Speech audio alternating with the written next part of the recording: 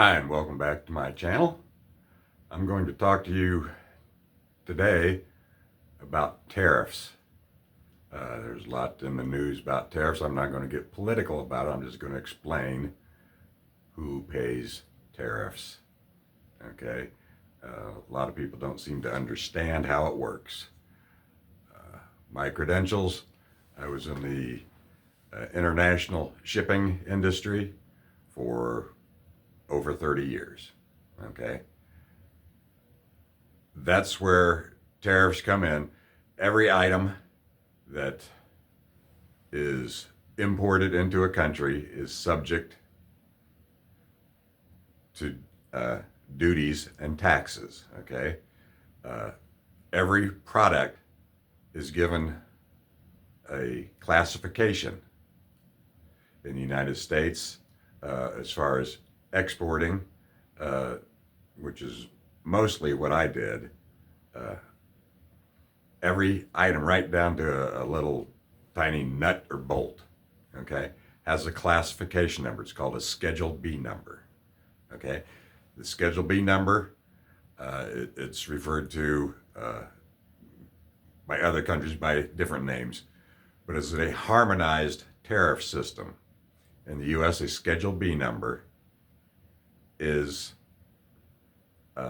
equivalent somewhat to the harmonized tariff schedule, which is the same worldwide. Okay, so an item that has a classification, an HTS, harmonized tariff schedule classification,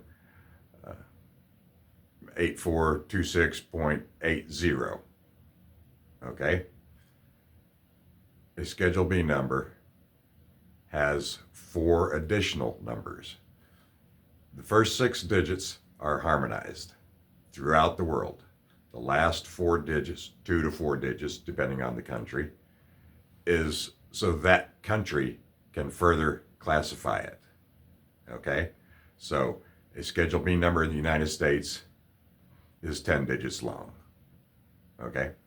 So that is how duties are determined.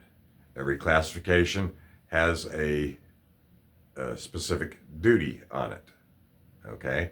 Whether it's free, there may be no duty on a particular item. There may be a 2.5% duty on an item. That's determined, by the individual piece. Okay, now we get to tariffs. Tariffs is the big thing right now. Tariffs is when you add additional duty. I don't want to get confused between duty and tariff. It's essentially the same thing. You're taking like an item that has a 2.5% duty on it.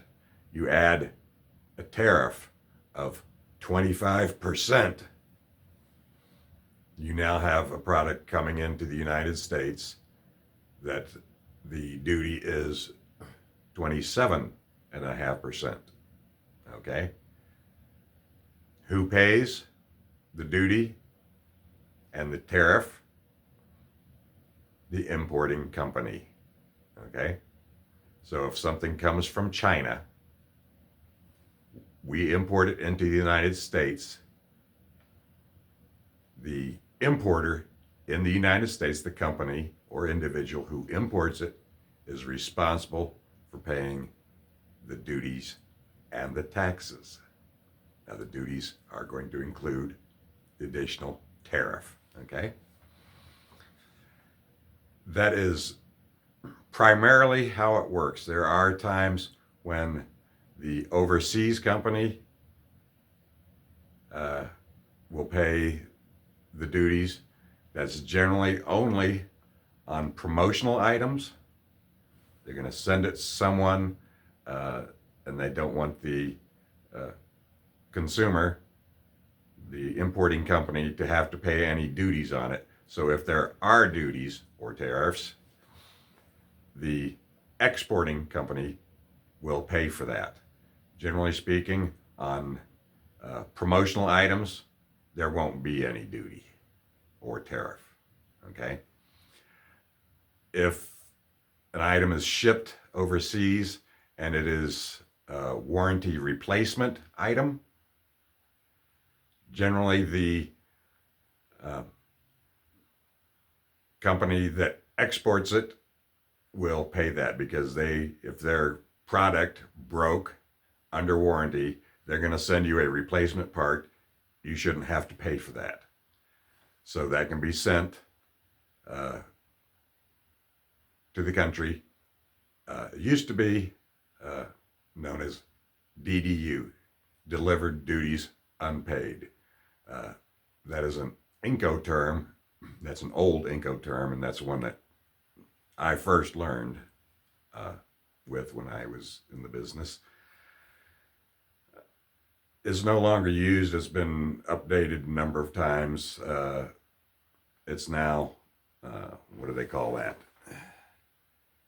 DAP or DPU.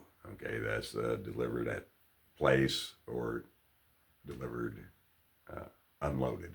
Okay. What you need to do, if you want to get first-hand knowledge on this, look up on the internet Incoterms. INCOTERMS.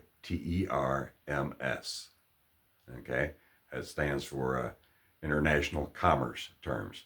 These are the terms agreed upon throughout the world on the different terminology on how products are shipped and who pays for what, the shipper or the importer.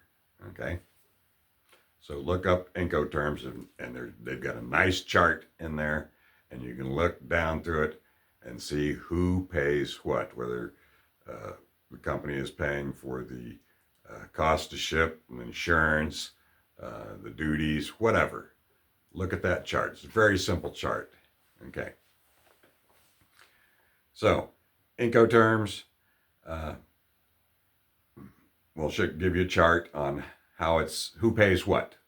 All right. The primary thing is tariffs. Tariffs are used primarily, not exclusively, but primarily to protect the country's industries. Say country A can sell a car to country B for less than what country B can manufacture it. Country B wants to keep its automobile industry intact, keep its people employed, so they will impose a tariff to balance out the cost between importing it at a lower price initially, and then having a tariff or duty applied to it to bring it up or above what a domestic cost of production would be. Tariffs generally have an inflationary effect because the importing country is 99.9% of the time going to pay the duties and additional tariff. Okay? The exceptions I gave you were if it's promotional items or a warranty replacement type situation. So if you import, you've been importing, widgets for, 10 years, and it's always been this specific duty percentage. Okay, you're used to that. You add a 25% tariff, you've just added 25% to that duty. So now it's 27.5%. Do you think that the company importing is going to eat that cost? No. They may eat some of it, but they're going to pass it on to the consumer, no matter what the product is. So that's why it has somewhat of an inflationary uh, effect. Okay? A lot of this started with, globalization. Used to be, like the United States, we had a great, steel industry, automobile industry. We manufactured things and then exported them. Well, with globalization, you could have cheaper labor overseas. So you moved your plant or built a new plant in a foreign country where you're paying the workers 1/10 of what you'd have to pay an American worker to do the same work. Then you would import it into the United States, and it would be cheaper for you to have it manufactured overseas than it would to have it manufactured domestically. So one of the items with globalization was cheaper labor, cheaper costs to manufacture a certain item. Another aspect that a lot of people overlook is that what we did with globalization in the United States, and I'm sure other countries did it too, when we moved manufacturing plants overseas or contracted with overseas companies to manufacture our products, what we essentially did was export our pollution. Okay? Back in the 70s, there was a big push on pollution. President Nixon started the EPA, Environmental Protection Agency. They had the Clean Air Act, Clean Water Act. This was because our natural resources were being polluted. So what's an easy way? Okay, let me back up there just a second. So we're having pollution problems, okay? So regulations are put in to require manufacturers to adhere to certain regulations to minimize or eliminate their pollution when they manufacture their product. So this was another reason to move manufacturing jobs overseas. Companies didn't want to pay the extra cost to comply with the regulations. So let's just move our plant over to country XYZ. We get reduced labor costs, reduced production costs, and we don't have to comply with Environmental Protection Agency regulations.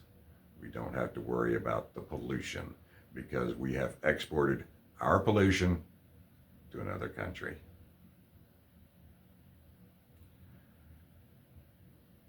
It's very convoluted in some aspects. I mean, you get down into the details of the whole situation, and you can get lost in the weeds. But if you boil it down to just basic concepts of what tariffs are, they are an additional cost for importing. That cost is paid by the importing company or individual. That raises their costs to sell it to the consumer. Do you think they're going to eat all of that additional cost? No. They're going to pass most of it on to the consumer, you. This is for any product that is hit with a tariff. There may be some companies that try to keep their prices down and not hit you with the whole tariff. They may absorb some of it, but I wouldn't count on it. Companies are in the business to make money. As long as they can get you to pay the price that they are charging, they have no incentive to lower that cost. They have no incentive to lower the price. So if you want to fight inflation on a personal level and you see prices have gone up, if you don't need to buy that thing, don't buy it. It's one of those things, it's laws of supply and demand. Okay? If the supply is low, the price goes up because there's more people wanting that product than there is product to give. So the prices can go up. On the opposite hand, if demand falls, company sees that their warehouse is filling up with widgets, they need to get rid of them. So they're going to lower their price. It's basic economics, okay? There's nothing hard to understand about that. So I hope this is helpful to some people. There are some people that just don't seem to grasp it initially until it's been explained to them. They think that, oh, we're going to put tariffs on Canada and Mexico and China, and think, hey, that's a great thing. To an extent, if you want to protect your domestic industry, yes. But if you're just doing it to try to punish another country, you think they've been unfair, well, fairness is in the eye of the beholder, okay? If a company needs to import a product from overseas, they're going to weigh the cost benefits of, is it cheaper for us to import the item,